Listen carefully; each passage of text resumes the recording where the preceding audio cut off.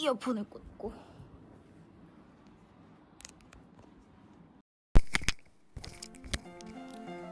안녕하세요. 오늘은 집에서 TV 자빠져 있다가 카메라를 켠 거라 굉장히 몰골이 누추한 관계로 얼굴을 자꾸 제가 가리면서 이야기를 하더라도 이해를 해주시면 감사하겠습니다. 오늘의 컨셉은 좀 이렇게 라이브와 패탐 사이 그 어딘가가 컨셉입니다. 아시는 분들은 아시겠지만 사실 제가 책을 좋아하는 편인데요.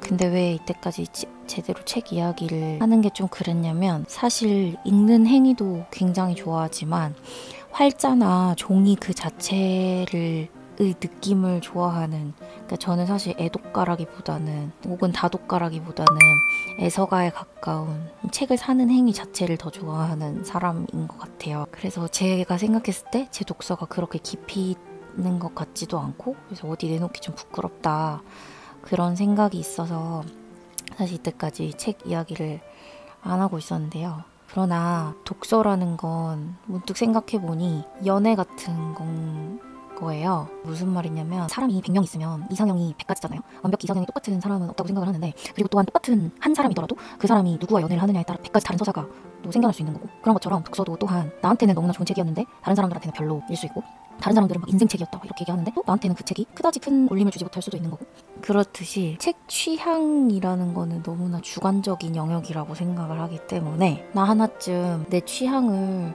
나누는 게 뭐 대단히 해될 일은 아니겠다, 그런 생각이 문득 들어가지고, 그래서 이렇게 오늘 책 이야기를 한번 해보려고 합니다.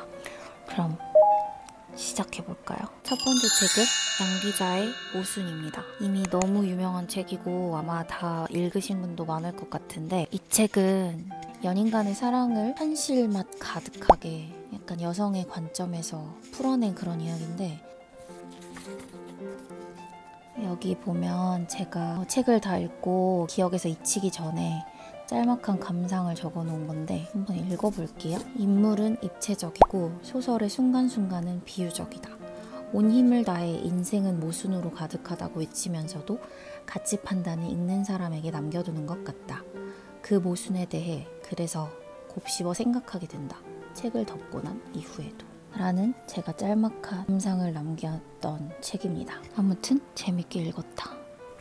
그리고 올해는 대학원에 적응하느라고 많은 책을 읽지는 못했지만 올해 읽었던 것 중에 조혜은 작가님의 트로피칼 라이트라는 책이 있거든요. 인스타그램 스토리에서도 이야기를 한 적이 있는데, 작년에 칵테일 러브 좀비를 읽고 되게 공포 영화 본 것 같다 이런 생각을 했었어요. 그래서 좀 이거 여름에 나중에 읽으면 재밌겠는데? 이런 생각을 했었는데, 여름에 굉장히 스산하고 으스스한 그런 책이었습니다. 드라마 보듯이 볼 수 있는 책이니까 한번 추천해볼게요.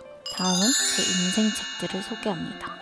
첫 번째 책은 이 책이에요. 참을 수 없는 존재의 가벼움이라는 책이고, 이것도 굉장히 유명한 책이죠. 아마 읽어보신 분들도 많으리라고 생각이 되는데, 이 책은 우리의 운명은 우연의 집합이다. 삶에서 일어나는 우연에 인간이 어떻게 의미 부여를 하는가, 그리고 그게 어떻게 우리에게 운명이 되고 삶이 되는가, 이런 거에 관해 이야기를 하는 책이라고 생각했는데요. 제가 이 책을 2016년도에 그러니까 교직에 들어서고 아마 첫 겨울방학에 유럽 여행을 갈 때 이 책을 들고 가서 읽으면서 여행을 했던 기억이 나요.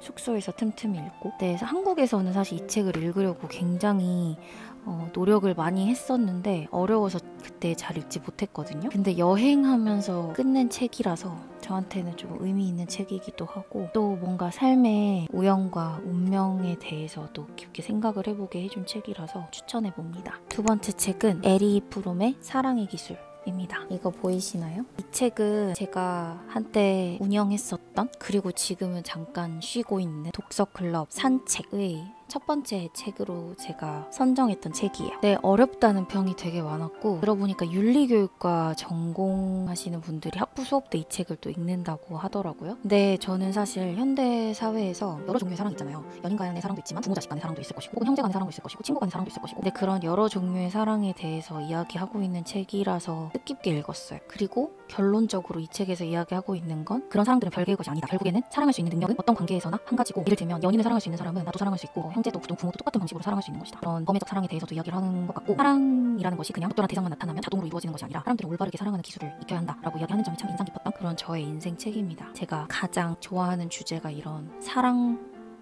인류 이런 것들인데 좀 저의 어떤 인생의 슬로건을 관통하는 책이 아니었나. 결국엔 사랑이 이긴다. 그 다음에 세 번째 책은 요거예요. 문유석 판사님이에요. 현직 판사님이 쓰신 책인데 최소한의 선이라는 책입니다. 네, 되게 드라마도 쓰시고 독서를 굉장히 좋아하시는 분 같아요. 그래서 이분의 쾌락 독서라는 책도 진짜 저는 막 무슨 예능 프로그램 보듯이 깔깔거리면서 읽었는데 간결하고 문체가 굉장히 유쾌해요. 너무 깊고 심각하지 않은 관점에서 정의와 선 이런 것들에 대해서 우리 사회에 대해서 한번 생각해보게 해준 책이었어요. 다음은 제가 좋아하는 작가들에 대해서 좀 이야기를 해보려고 하는데요. 먼저 저는 책 고를 때 기준 중에 하나가 어떤 책을 읽고 재미있었다? 그러면 그 작가의 다른 책들을 읽어보는 편이에요. 그렇게 해서 조금 독서를 확장해 나가는 편인데 그렇게 해서 제가 좋아하게 되었던 작가들을 몇 명 이야기해 보려고 합니다. 첫 번째는 알랭드 보통인데요. 알랭드 보통의 책은 사실 20대들에게 굉장히 추천하고 싶은 책이에요. 그래서 졸업을 한 20대가 된 제자들이 추천해 주라고 하면 저는 알랭드 보통의 책을 많이 추천을 해주는데 특히 불안은 너무 유명한 책이죠. 현대인들이 왜 불안한지, 왜 그렇게 지위 상승에 목을 메고 왜 그렇게 항상 불안에 쫓기며 살아야 되는지 그런 거를 잘 설명해줘요. 그리고 뭔가 이 사람이 하는 말을 가만히 읽고 있으면 위로가 돼요. 아, 내가 이래서 불안했던 거구나. 이래서 내가 조금 힘들었었나 보다. 아, 나 말고 사람들이 다 이래서 힘들구나. 이런 걸 생각하게 해줘서 굉장히 위로가 되는 막 따스한 위로라기보다는 티적 위로 같은 그런 느낌이에요. 그리고 알랭드 보통의 사랑 3부작도 너무나 유명한 책들이잖아요. 그 책들도 가장 공감할 수 있는 방식으로 사랑에 대해서 이야기를 하는 것 같은데 그래서 문학적인 어떤 소설가보다는 스토리텔링을 잘하는 철학자 이런 느낌으로 제가 굉장히 좋아했던 작가입니다. 두 번째 작가는 무라카미 하루키인데요. 이것도 너무 뻔하다 생각하려나 하고 좀 고민을 많이 했지만 어쨌든 뭐 제 취향이니까 사람들이 제가 무라카미 하루키 좋아한다고 하면 이해를 못하는 분들도 많이 만났어요. 왜냐면 읽어보신 분들은 알겠지만 좀 그 에로틱한 묘사도 많이 되어 있고 그래서 나는 그 책 불편하던데 그렇게 이야기하는 분들도 많더라고요.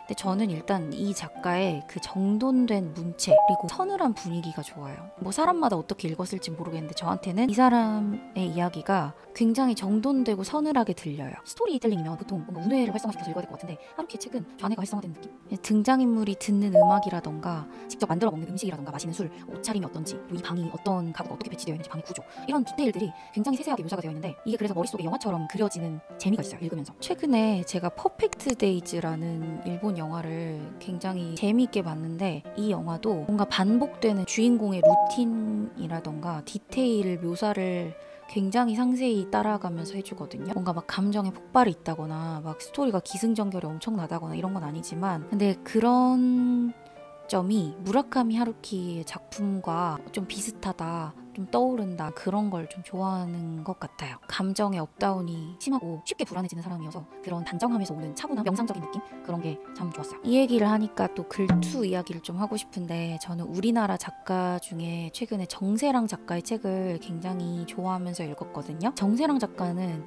늦봄 같은 느낌, 좀 따뜻하고 뭔가 문장마다 어휘가 꽉꽉 들어찬 그런 밀도 높은 글투라고 해야 되나? 따뜻해요. 따뜻한데 하루키는 물론 제가 뭐 번역본만 읽어봤지만 좀 늦가을 같은 느낌? 서늘한 느낌? 불필요한 것을 굉장히 많이 쳐내고 정돈해둔 글투예요. 제 느낌이에요.